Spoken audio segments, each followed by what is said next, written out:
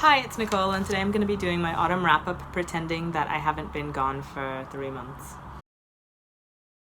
The first book that I read in September was How Bad Are Bananas? The Carbon Footprint of Everything by Berners-Lee. That was a really good one for me to read because his whole purpose was not to literally give you the carbon footprint of actually everything. It's more to give a sense of what different activities and products cost in terms of carbon. He kind of says we have a vague idea of the cost of things financially. For example, we know that a bottle of wine costs more than a bottle of water, and we know that both of those things are a lot less expensive than buying a house.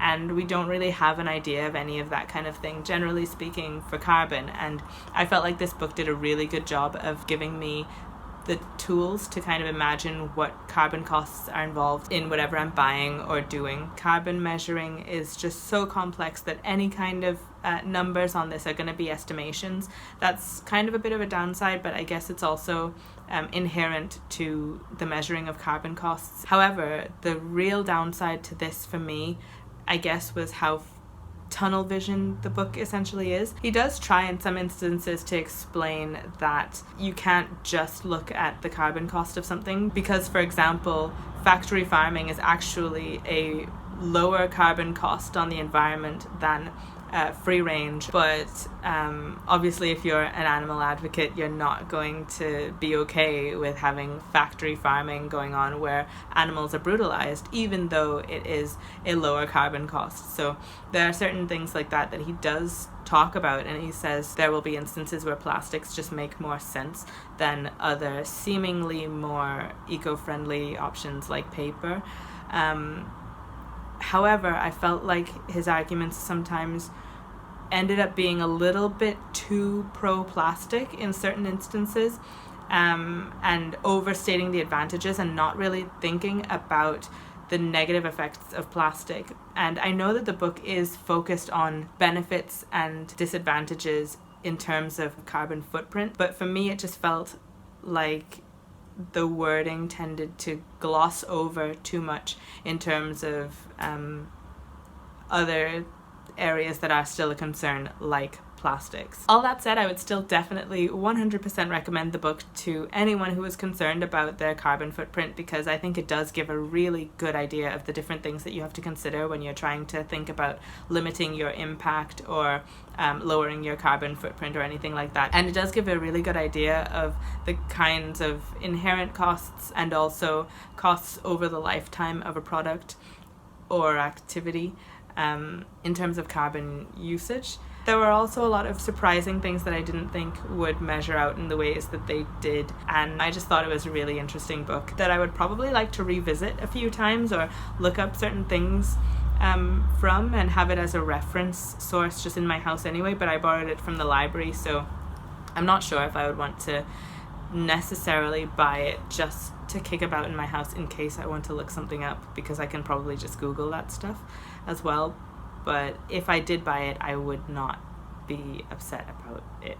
The second book that I read in September was Aya, which is a French comic by Marguerite Abouet and illustrated by Clément Oubrerie, and I really liked this one. I thought it was fun to get a different take on an African country. It was just a really fun story with really lively characters, and the relationships between them all was very authentic feeling. I enjoyed reading it in French. I didn't think it was too difficult, and I think I'm probably about maybe upper intermediate level. Even though it's set in the Ivory Coast in the 70s, strangely enough, it felt very familiar to me, even though I grew up in the Caribbean in the 90s, and I don't know if that speaks to some sort of like black culture sort of thing, and a non-American black culture sort of thing, because I think American black culture is very specific to itself, but it definitely resonated with me in a way that felt very familiar and really fun and nostalgic in a way, even though my experiences will obviously be very different from the experiences that are in the book. I also really like that whenever there's books introducing a new culture that isn't always in the mainstream when there are little glossary bits for words that were said or expressions that are said throughout the book, or recipes and things like that, and there are loads of things of that nature at the back of the book as well. So that was really cool, and you can kind of feel a bit more involved in the book, and it begins to feel very interactive at that point, and you're just a bit more connected, I think, to the actual story. So I'm going to be continuing with the series, and I'll probably be buying it in French from now on, even though I've already read the second book in English. Yeah. I'm gonna move out of the light a bit. It's a bit weird having just my ear. The first book that I read in October was The Subtle Art of Not Giving a F*** by Manson, and it was okay. I wasn't that fussed about it. I thought it had a lot of truisms that were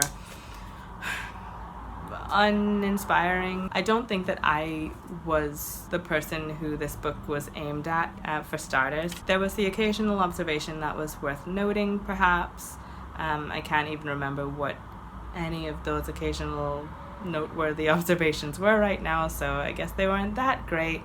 And the swearing and whatnot just felt like pretend sass and pretend edginess, and that's just not something that works for me. It was also peppered with a few problematic setups. There were bits that were supposed to make you think about things from a different angle and be counterintuitive and question the blah blah blah, but it ended up coming across very victim blamey to me, and I just couldn't get on board with that. And then that problematic edge coupled with the fact that I just didn't find it that interesting, and it just felt very not counterintuitive and not inspiring in any way, or not motivating. It also felt like he was unaware of his privileges, I guess. I'm not sure it's worth going deeper into. I'm sure there are people who will love it. You can pick it up if you want to, if it sounds interesting to you, but it didn't do anything for me. The second book that I read in October was This Is Going to Hurt, Secret Diary of a Junior Doctor by Adam Kay, and I loved this book. If we're talking about sassiness, this is full of sassiness, and it's so funny. And he's a comedian now. He was a junior doctor in the NHS, the UK's National Health Service. It's just so insightful about how the NHS works and what those doctors actually have to go through. And I already thought before that they go through quite a lot, but this just made me realize even more the level of dedication that they have and what they are put through and the stresses that are on them all the time. I thought he did a great job of pacing this as well, because it was hilarious at points and then very somber at other points. It was irreverent at points and then very respectful where it needed to be, and it was just so well balanced and so well paced and very, very insightful while also being super engaging. One of the points that I found really interesting about this book as well was the fact that when he first started as a junior doctor and there was talk about some privatization in the NHS, he wasn't completely opposed to it. He came to it thinking maybe it could work, maybe that would take some of the stresses off of the system, and maybe. And then the more he worked in the system, the more he realized what a terrible idea that was, and he explains why and how private care can often be so much worse, and it's expensive. And that was interesting to me as someone who, I've always been in favor of free healthcare, because I think it's ridiculous that,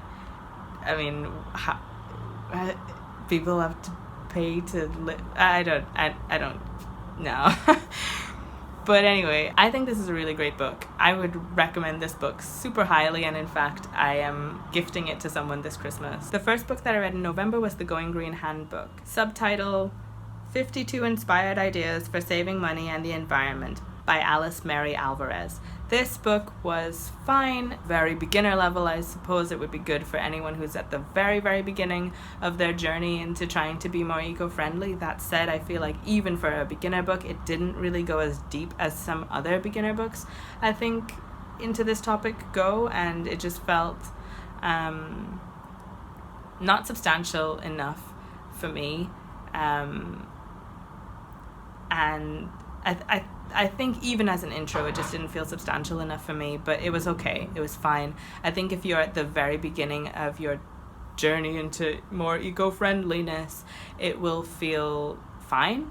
And you'll learn some handy little tips and things like that, and I don't think you'll be disappointed with it, but I think the further along into knowing more things about being eco-friendly you are, the more disappointing this book will be. But the second book that I read in November I really enjoyed, and that was Steal Like an Artist by Austin Klein. It was like a book of little reminders and things on how to stay creative, and it was sort of what I wanted from how to be good. No, it's not how...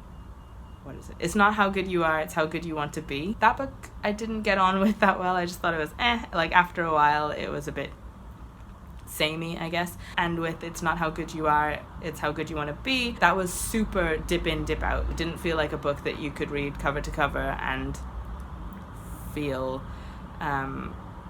refreshed and rejuvenated about it. It just felt like you need to only ever dip in and out of this book for a quick little boost.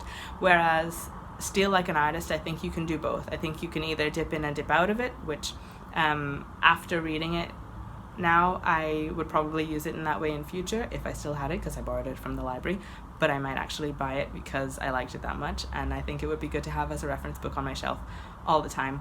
But you can also read it just cover to cover and enjoy it that way as well. It didn't feel like overwhelming sameness or anything like that, and there are a lot of the tips in there that I am actually going to be implementing in my creative life. That said, it's not just for creative professionals, and I really loved that about it as well. You can certainly be in any other industry and still get a lot out of this book, I think. I'm gonna shift the camera slightly so that I don't have to deal with this quite so much. Haha!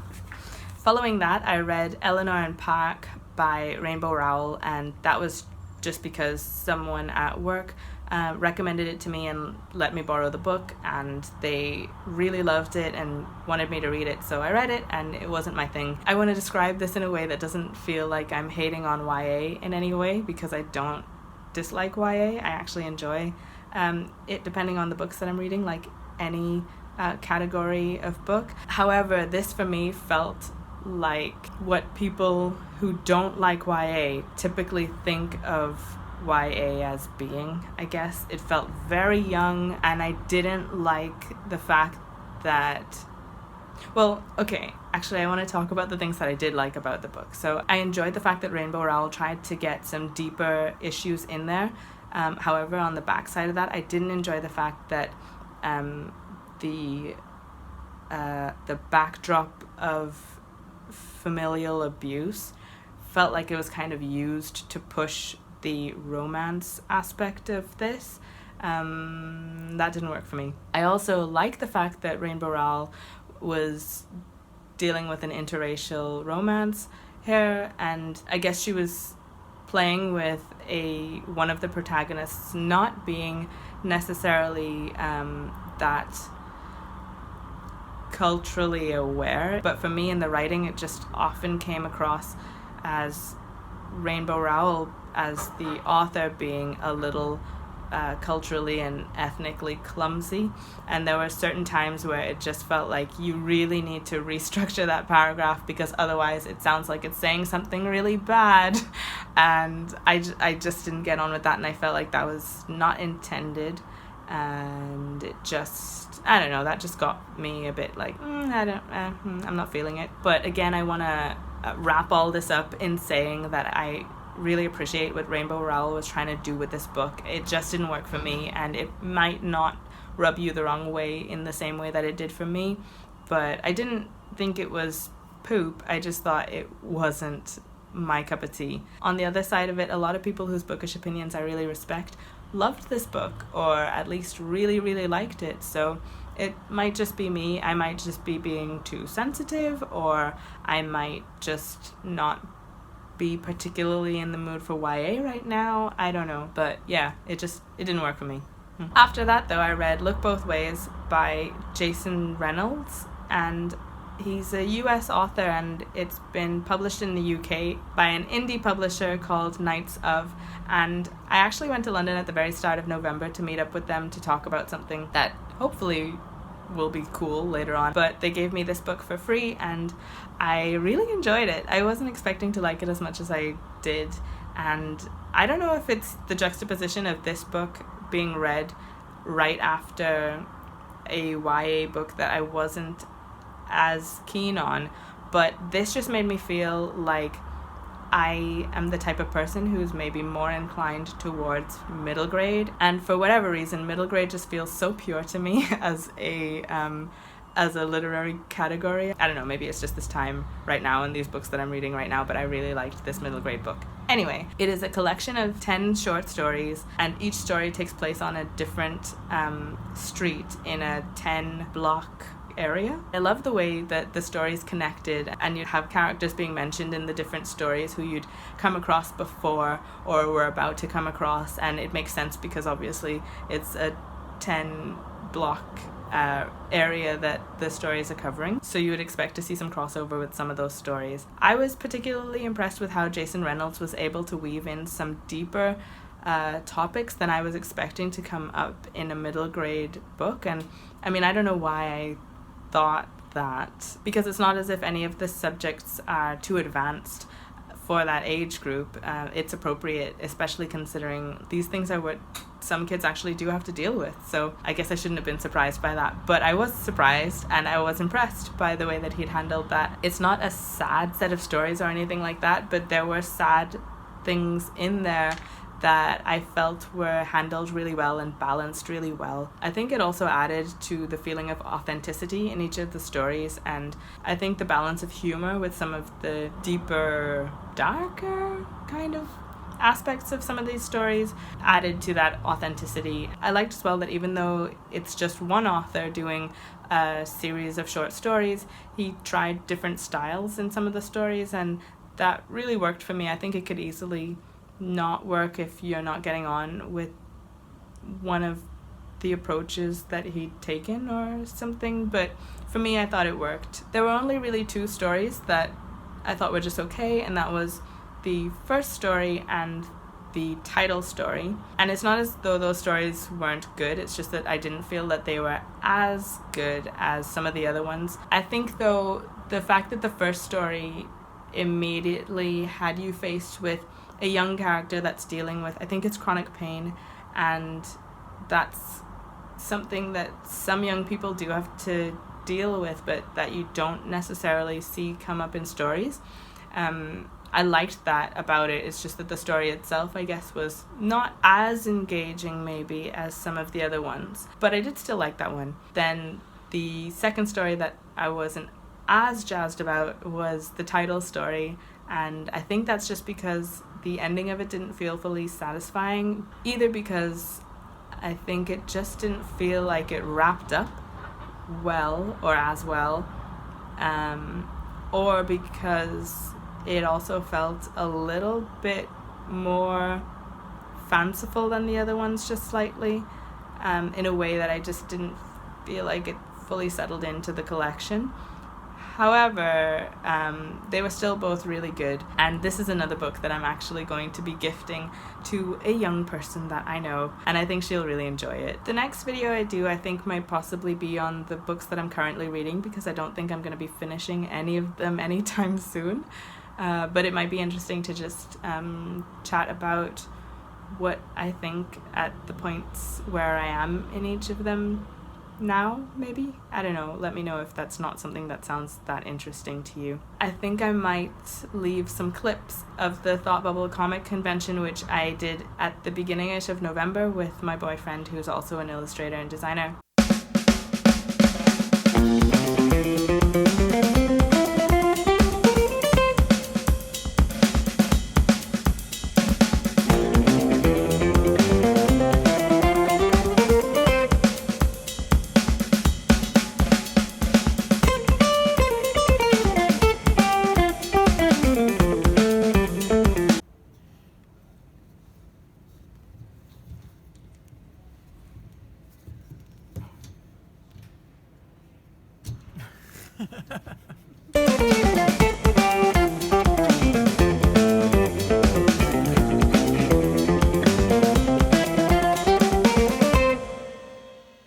was really fun, and we met up with some illustrator friends and had a grand old time. I think that's all that I have to say for now, and I guess that's a lot of things really, and hopefully I haven't been forgotten after all this time, but I wouldn't hold it against you if I have been because it's been a while. I'll see you again next time. Bye. Sorry about... I can't do anything about that.